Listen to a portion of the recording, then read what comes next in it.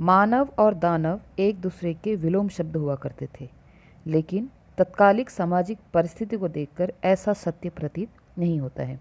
नमस्कार, आप सभी का स्वागत है Hindi education point YouTube channel में।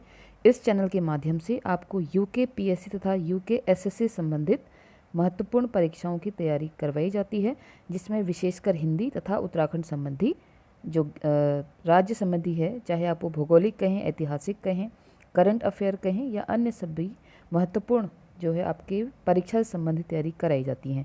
आप सभी जानते हैं, चैनल के माध्यम से आपको उत्तराखंड के प्रैक्टिस सेट और साथ ही साथ सामान्य हिंदी के जो 20 अंक के प्रैक्टिस सेट हैं वो किसी भी प्रतियोगी परीक्षा के लिए बहुत ही महत्वपूर्ण हैं, उपयोगी हैं। तो आप सभी प्लेलिस्ट में आकर जरूर चेक करें। तो आज ये उत्तराखंड राज्य संबंधी ज्ञान जो हम प्लेलिस्ट हमारी चल रही है उसका 13 पार्ट है। तो आप सभी वीडियो से जुड़े रहें। यहाँ पर हम 40 प्रश्नों के बारे में जानेंगे। यहाँ पर हमने करंट के प्रश्न भी लिए हैं, ऐतिहासिक भी लिए हैं, जनजाति संबंधित भी लिए हैं। पूरे इसमें हमने जो उत्तराखंड का सिलेबस है उसको एक समराइज़ करके 40 प्रश्न यहाँ पे बनाए हैं। आशा करती हूँ आप सभी तैयारी बहुत अच्छे से कर रहे होंगे, क्योंकि परीक्षा कब होगी ये हम डिसाइड नहीं कर सकते, लेकिन जब होगी वो बेस्ट होगी ये हम डिसाइड कर सकते हैं। तो चाहे कोई परीक्षा टल रही हो, किसी का विज्ञापन आ रहा हो, किसी का विज्ञापन निरस्त हो रहा हो, तो उस पर ध्यान न देते हुए अपनी परीक्षा में पूर्ण ध्यान दीजिए। तो हम अपनी इस उत्तराखंड की प्रश्नावली को प्रारंभ करते हैं। पहला प्रश्न है, स्क्रीन पे आप देख सकते हैं। निम्न में से उत्तराखंड की किस शिक्षिका को राष्ट्रीय शिक्षक पुरस्कार 2024 से सम्मानित किया गया? उषा गौड़, आशा बूढ़ाकोटी, कुसुमलता गढ़िया या इनमें से कोई नहीं? तो इसमें से उत्तराखंड की वह शिक्षिका कौन है जिनको 2024 राष्ट्रीय शिक्षक पुरस्कार से सम्मानित किया गया? तो उसका answer option number C, Kusumlata Gadia. क्या है आंसर? कुसुमलता गढ़िया। बढ़ते हैं अगले प्रश्न की तरफ। अगला प्रश्न है, ब्रिटिश सेना ने दून घाटी पर हमला कब किया था? 24 अक्टूबर 1814, 28 अक्टूबर 1815, 30 अक्टूबर 1816 या इनमें से कोई नहीं? तो उसका सही उत्तर है ऑप्शन नंबर ए, 24 अक्टूबर 1814 को ब्रिटिश सेना ने दून घाटी पर हमला किया था। अगला प्रश्न है, उत्तराखंड राज्य में भूमि बंदोबस्त के संदर्भ में किस सन में पहली बार वैज्ञानिक पद्धति को अपनाते हुए पर्वतीय भूमि को 5 प्रकारों में बांटा गया?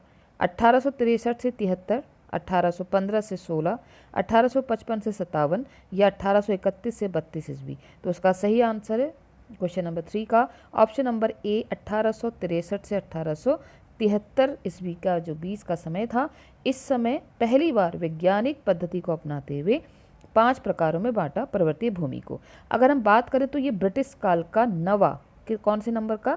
नवा नंबर का क्या था? भूमि बंदोबस्त था ब्रिटिश काल का। और यहाँ पर पहली बार वैज्ञानिक पद्धति को अपनाते हुए 5 भागों में बांटा गया। अगर इन 5 भागों की हम बात करते हैं, थोड़ा डिटेल में अगर जाते हैं, तो ये 5 भाग हैं। पहला है तलाव भूमि, ये पहला है तलाव भूमि। दूसरा है उपराऊ अव्वल, ठीक है, ये दूसरा है उपराऊ अव्वल। तीसरा है उपराऊ, ठीक है, उपराऊ नाम है लेकिन दोयम, उपराऊ दोयम।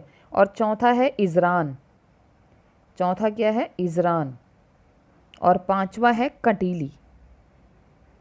आप चाहें तो उच्चारण के माध्यम से इसको लिख सकते हैं। दोबारा मैं आपके लिए रिपीट कर देती हूँ। 5 भागों में बांटा गया। 1863 से 1873 ईस्वी के बीच में पहली बार वैज्ञानिक पद्धति को अपनाते हुए ब्रिटिश काल का ये नवा भूमि बंदोबस्त था। और पहला है तलाव भूमि, दूसरा है उपराऊ अव्वल, तीसरा है उपराऊ दोयम, चौथा है इजरान और 5वां है कटीली। बढ़ते हैं अगले प्रश्न की तरफ।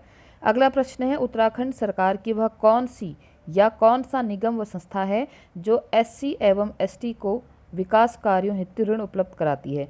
ऐसे प्रश्न काफ़ी बन रहे हैं। आप परीक्षा अभी करंट में परीक्षाएं हुई हैं उसमें आप देख सकते हैं इस प्रकार के प्रश्न योजना से संबंधित और किसको वो लाभान्वित करती है, इससे संबंधित प्रश्न पूछे जाते हैं। तो इसके ऑप्शन है उत्तराखंड बहुउद्देश्य वित्त एवं विकास निगम, जीविका अवसर प्रोत्साहन योजना, रहबर योजना या इनमें से सभी? तो उसका सही आंसर है उत्तराखंड बहुउद्देश्य वित्त एवं विकास निगम, ऑप्शन नंबर ए। तो उत्तराखंड बहुउद्देश्य वित्त एवं विकास निगम का कार्य क्या है? ये किसको विकास कार्य हेतु ऋण उपलब्ध कराती है? कौन से किसको? एससी एवं एसटी को विकास कार्यों हेतु जो ऋण उपलब्ध कराती है वह है उत्तराखंड बहुउद्देश्य वित्त एवं विकास निगम। अगला प्रश्न है 1831 में तराई क्षेत्र में बंदोबस्त कराने का श्रेय किसे जाता है? रैमजे को, बोल्डरसन को, विकेट को या बेटन को? तो इसका सही आंसर ऑप्शन नंबर बी, बोल्डरसन को इसका श्रेय जाता है 1831 में तराई क्षेत्र में बंदोबस्त कराने के लिए। अगला प्रश्न है अंग्रेज और गोरखों के टकराव के समय नेपाल का प्रधानमंत्री कौन था? अमर सिंह थापा, हर्षिल चौधरी, भीमसेन थापा या अशोक चल? तो उसका सही आंसर है क्वेश्चन नंबर 6 का option number C, Bhimsen Thapa. ठीक है, बढ़ते हैं अगले प्रश्न की तरफ।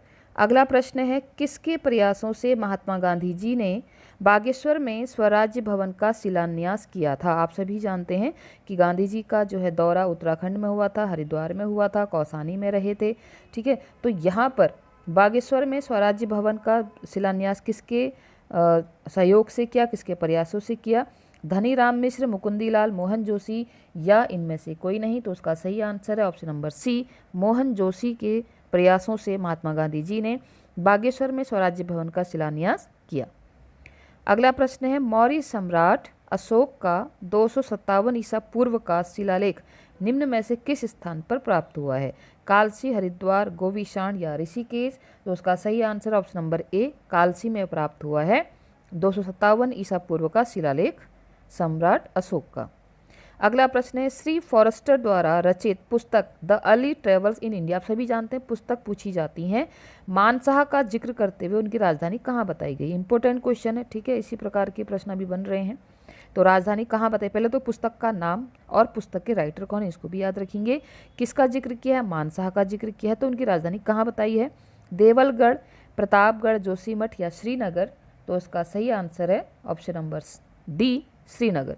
तो फोस्टर द्वारा जो रचित पुस्तक है the early travels in India, तो इन्होंने मानसा का जब जिक्र किया तो उसकी राजधानी कहाँ बताई है? श्रीनगर बताई है। अगला प्रश्न है चंद वंश के कीर्ति चंद ने जब बारामंडल तथा विसौदा पर विजय प्राप्त की तो उस समय इन स्थानों पर निम्न में से किस वंश का अधिकार था? चंद वंश की कीर्तिचंद की बात की जा रही है। तो वहाँ पर जब इन्होंने विजय प्राप्त की तो किस वंश का वहाँ पर अधिकार था? पवार वंश, गोरखों का, कुनिंदों का या कत्यूरों का? तो जब चंद वंश के कीर्तिचंद ने वहाँ पर विजय प्राप्त की थी तो वहाँ पर जो शासन था ऑप्शन नंबर डी, कत्यूरों का था। किसका शासन था? कत्यूरों का था। अगला प्रश्न है उत्तराखंड के किस जनपद में प्राकृतिक झीलों की संख्या सर्वाधिक है? बात हो रही है प्राकृतिक झीलों की। ठीक है, झीलों की संख्या नहीं पूछी जा रही, उसके आगे विशेषण लग गया है प्राकृतिक। तो जहाँ पर प्राकृतिक लग जाएगा तो आप ध्यान देंगे आंसर क्या होगा? पौड़ी, रुद्रप्रयाग, चमोली या बागेश्वर? तो क्वेश्चन नंबर 11 का सही आंसर है आपका चमोली। अब हम थोड़ा बहुत चमोली के विषय में जानते हैं। तो चमोली का जो प्राचीन नाम है वो है लाल सांगा। जो चमोली का प्राचीन नाम है वो क्या है? लाल सांगा। और एक चीज़ हम फैक्ट जानते हैं, चमोली जो है वो राज्य का सर्वाधिक ऊसर भूमि वाला जिला है। कैसी भूमि? ऊसर भूमि वाला जिला। अगर पूछा जाए कि राज्य की सर्वाधिक ऊसर भूमि वाला जिला कौन सा है तो वो भी चमोली है। और इसका प्राचीन नाम क्या है? लाल सांगा है। और प्राकृतिक झीलों की संख्या भी सर्वाधिक कहाँ है? चमोली में है। तो चमोली से संबंधित जो जो आपको फैक्ट याद आ रहे हैं आप कमेंट बॉक्स में लिख सकते हैं। अगला प्रश्न है उत्तराखंड में 1815 को सर्वप्रथम किन दो जनपदों के बीच डाक प्रणाली स्थापित की गई? 1815 में जब डाक प्रणाली बनाई गई या चालू की गई तो किन दो जनपदों के बीच इसको चलाया गया? अल्मोड़ा व श्रीनगर, पौड़ी, चमोली व अल्मोड़ा, पौड़ी व रुद्रप्रयाग, उधमसिंह नगर व नैनीताल? तो उसका सही आंसर है ऑप्शन नंबर ए, अल्मोड़ा व श्रीनगर पौड़ी के बीच डाक प्रणाली स्थापित की गई थी। कब? 1815 यानी कि 1815 में। अगला प्रश्न है अनुसूचित जाति एवं अनुसूचित जनजातियों के मेधावी छात्राओं हेतु निम्न में से किन जिलों में एकलव्य आदर्श आवासीय विद्यालय संचालित हैं? तो ध्यान देंगे अनुसूचित जाति और अनुसूचित जनजाति के मेधावी छात्रों के लिए कहाँ है? देहरादून, उत्तरकाशी, उधमसिंह नगर या हरिद्वार? तो इसमें ऑप्शन दिए हैं 1, 2 व 3 में, 1 व 3 में, 2 व 4 में या इनमें से सभी? तो उसका सही आंसर ऑप्शन नंबर बी, 1 व 3 यानी कि हमारे पास क्या है? देहरादून और उधमसिंह नगर में अनुसूचित जाति एवं अनुसूचित जनजातियों के लिए मेधावी छात्रों के लिए एकलव्य आदर्श आवासीय विद्यालय कहाँ है? देहरादून और उधमसिंह नगर। अगर हम ध्यान देंगे अभी हम अनुसूचित जाति से संबंधित प्रश्न भी यहाँ पे करेंगे। तो अनुसूचित जो जातियाँ हैं जो जनजातियाँ हैं वो अधिकतर पाई भी देहरादून उधमसिंह नगर में जाती हैं। अभी आगे हम इसको डिस्कस करेंगे। अगला प्रश्न है, निम्न में से कौन सा कथन असत्य है? ध्यान देंगे, प्रश्न जब भी आप पढ़ें तो उसमें असत्य पूछा है, नहीं पूछा है पूछा है, उसको जरूर अपनी पेन से अंडरलाइन करें। तो असत्य पूछा है, महादेवी वर्मा का संग्रहालय रामगढ़ में है। ये तो सही है, मैंने खुद अपनी आंखों से देखा है, महादेवी वर्मा का संग्रहालय रामगढ़ में है। जोलीकोट नैनीताल में स्थित है, इजी प्रश्न है, आप सभी जानते हैं जोलीकोट नैनीताल में स्थित है। जुड़वा घाटी रामनगर में, यह भी सही है। यह सेंटेंस गलत है, यह वाक्य गलत है कि नाहन पर्वत श्रृंखला रामगढ़ में है। ये कहाँ है, इसका आंसर आप मुझे कमेंट बॉक्स में देंगे कि नाहन पर्वत श्रृंखला रामगढ़ में नहीं है तो कहाँ है। तो यही हमारा वाक्य गलत है, बाकी सारे कथन सत्य हैं। अगला प्रश्न है, उत्तराखंड का मुख्यमंत्री संविधान के किस अनुसूची के तहत पद एवं गोपनीयता की शपथ ग्रहण करता है? तो उत्तराखंड के जो मुख्यमंत्री हैं उस संविधान की किस अनुसूची के तहत पद एवं गोपनीयता की शपथ ग्रहण करते हैं? अनुसूची 2, अनुसूची 4, अनुसूची 3 या अनुसूची 6? तो किस अनुसूची के माध्यम से वो शपथ ग्रहण करते हैं? ऑप्शन नंबर सी, अनुसूची 3 के अंतर्गत वो क्या पद की गोपनीयता और शपथ ग्रहण करते हैं उत्तराखंड के मुख्यमंत्री। अगला प्रश्न है, वीर चंद्र सिंह गढ़वाली योजना संबंधित है, किससे संबंधित है? इंपोर्टेंट क्वेश्चन है, बहुत बार आ चुका है। रोजगार प्रशिक्षण कार्यक्रम क्षेत्र से, सरकारी सेवा में आरक्षण से, विकलांगों को रोजगार उपलब्ध कराने के विशेष प्रशिक्षण से, या शिक्षित बेरोजगारों को पर्यटन क्षेत्र में रोजगार देने हेतु। तो आप देखेंगे लगभग सभी ऑप्शन इसमें सेम लग रहे हैं, तो लेकिन सही आंसर इसका क्या है? शिक्षित बेरोजगारों को पर्यटन क्षेत्र में रोजगार देने के लिए वीरचंद सिंह गढ़वाली योजना चलाई गई। अगला प्रश्न है, विष्णु प्रीति या गूंठ भूमि दान की जाती थी गोस्वामी को, मंदिरों को, रौत स्वरूप या इनमें से कोई नहीं। तो विष्णु प्रीति या जो गूंठ भूमि के नाम से जो मंदिरों में दान या भूमि का दान किया जाता था वो मंदिरों में किया जाता, ऑप्शन नंबर बी। तो ऑप्शन नंबर बी, मंदिरों को जो दान दिया जाता था, विष्णु प्रीति या गूंठ भूमि दान जो किया जाता था वो मंदिरों को किया जाता, इस बात का ध्यान देंगे। अगला प्रश्न है, जनपद रुद्रप्रयाग जिले में स्थित निम्नलिखित तीर्थ स्थल व दर्शनीय स्थल के संदर्भ में क्या सही नहीं है? तो रुद्रप्रयाग जिले में स्थित ये सारे स्थल हैं। सबसे पहले तो हमें ये पता चला कि कोटेश्वर महादेव, गुप्त काशी, बसु केदार और कैलाश महादेव ये सब कहाँ हैं? ये रुद्रप्रयाग जिले में स्थित हैं। एक तो हमें यह पता चला। अब हमें इनके दर्शनीय स्थल के संदर्भ में हमको उचित क्या नहीं है वो देखना है। तो बात करते हैं कोटेश्वर महादेव। यहाँ एक सदा नीरा गुफा के भीतर स्फटिक शिवलिंग है, ठीक है, तो यह सही है। हमसे पूछा जा रहा है क्या सही नहीं है, तो यह सही है। गुप्त काशी में भगवान शिव की लीला स्थली है, यह भी सही है। बसु केदार, यहाँ नागर शैली में बने 22 मंदिरों का समूह है, यह भी सही है। तो हमारा जो गलत कथन है या जो सही नहीं है वह है कैलाश महादेव, यहाँ केवल कैलाश महादेव मंदिर स्थित है, नहीं, यही हमारा कथन सही नहीं है। बाकी सारे सही हैं, लेकिन बाकी सारी चीज़ें रुद्रप्रयाग जिले में स्थित हैं, इसलिए आप ध्यान देंगे। कोटेश्वर महादेव, गुप्त काशी, बसु केदार और कैलाश महादेव। अगला प्रश्न है, टिहरी निवासी गब्बर सिंह नेगी जी को विक्टोरिया क्रॉस कब दिया गया? 1914, 1915, 1918 या 1920? तो टिहरी निवासी गब्बर सिंह नेगी जी को जो विक्टोरिया क्रॉस दिया गया था वो दिया गया था ऑप्शन नंबर बी, 1915 को। बढ़ते हैं अगले प्रश्न की तरफ। किस कवि ने रामचरितमानस में मंदाकिनी नदी को सुरसरी की धारा कहा है? पतंजलि, कालिदास, तुलसीदास या इनमें से कोई नहीं। तो रामचरितमानस में मंदाकिनी नदी को किसने कहा? अब सबसे पहली बात तो आप अगर इतना भी समझ जाएंगे कि रामचरितमानस की रचना किसने की है? तुलसीदास ने की है, तो वही इसमें कहेंगे, तो बाकी लोग तो गलत हो गए, है ना। तो एक तो हमें यह पता चला, हमको तुलसीदास तो सबको पता है, लेकिन हमें ये पता चल गया कि मंदाकिनी नदी को तुलसीदास ने रामचरितमानस में क्या कहा है? सुरसरी की धारा कहा है। इस बात को आप ध्यान रखेंगे। इंपॉर्टेंट लाइन यह है कि ये मंदाकिनी नदी को क्या कहा है। प्रश्न ऐसे आ सकता है कि तुलसीदास ने रामचरितमानस में मंदाकिनी नदी को किस नाम से पुकारा है? सुरसरी की धारा कहा है। अगला प्रश्न है, उत्तराखंड राज्य वित्त आयोग के प्रथम अध्यक्ष निम्न में से कौन थे?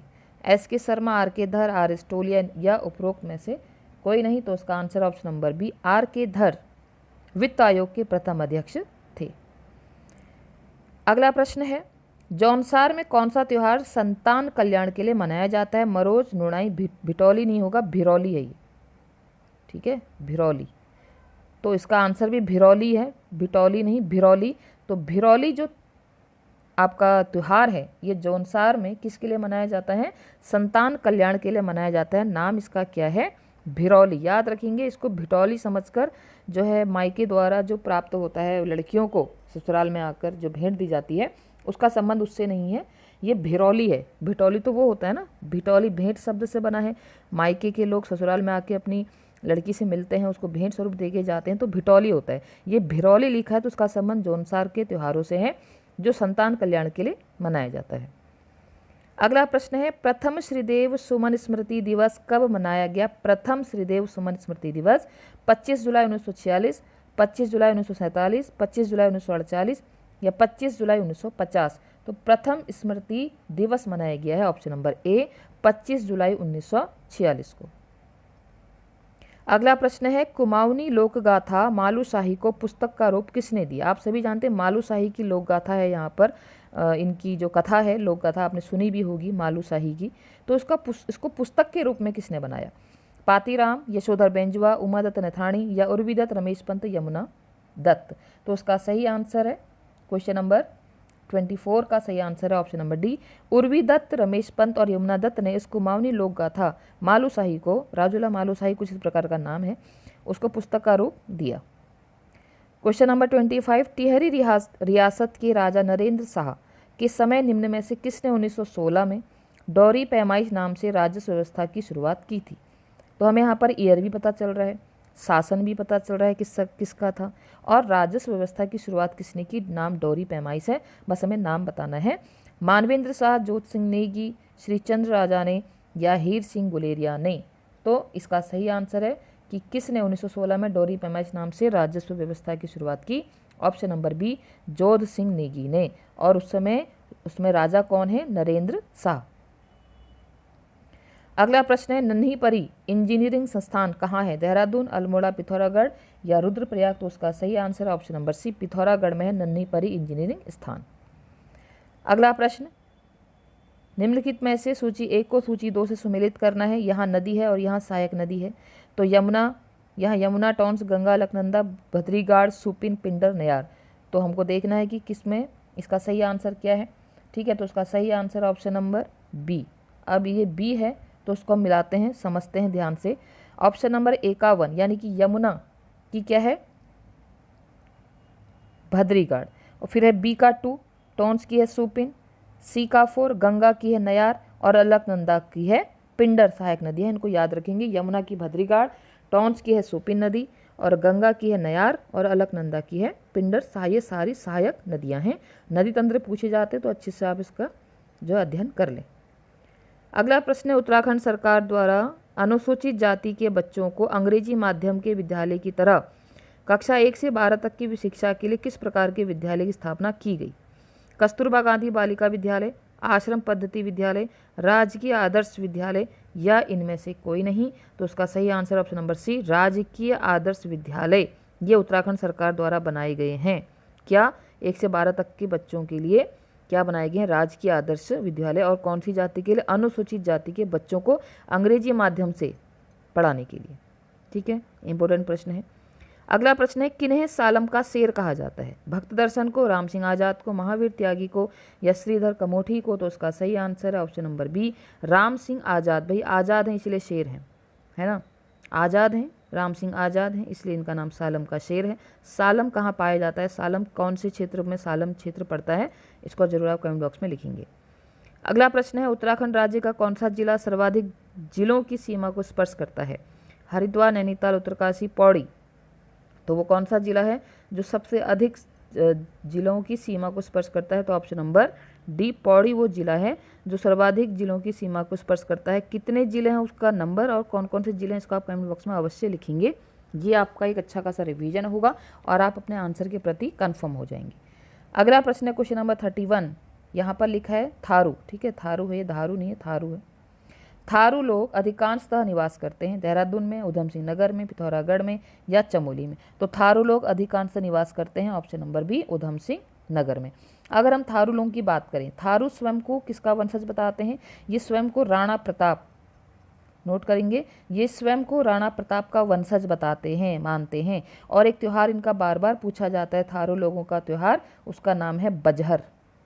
ये कई बार पूछा जाता है कि बजहर नामक त्यौहार कौन मनाता है, कौन सी जनजाति मनाती है, तो थारू जनजाति मनाती है। और ये स्वयं को क्या कहते हैं, राणा प्रताप के वंशज मानते हैं और इनका जो अधिकांश निवास स्थान है वो उधम सिंह नगर में है। अगला प्रश्न, निम्न में से कौन जनजाति उत्तराखंड में नहीं पाई जाती? बोक्सा, भोटिया, राजी पाई जाती है, खरवार कोई जनजाति नहीं पाई जाती। यही हमारा आंसर है।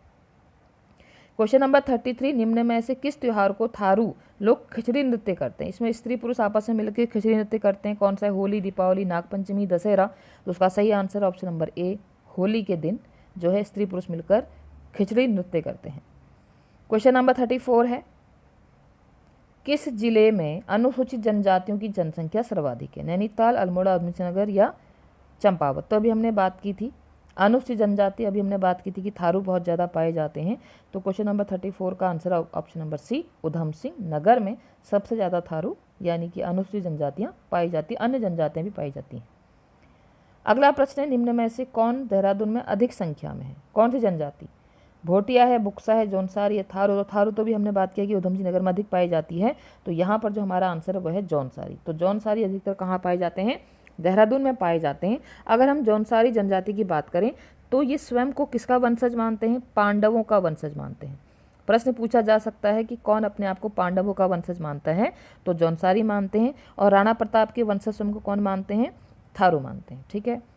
अगला प्रश्न है, सुप्रसिद्ध कैलाश मानसरोवर यात्रा गुजरती है नीति दर्रे से, लिपुलेख दर्रे से, लाम्पिया धुरा दर्रे से या बाड़ाहोती दर्रे से? तो उसका सही answer option number B, Lipulekh दर्रे से। ठीक है, दर्रे से मानी जाती है कैलाश मानसरोवर यात्रा गुजरती है लिपुलेख दर्रे से।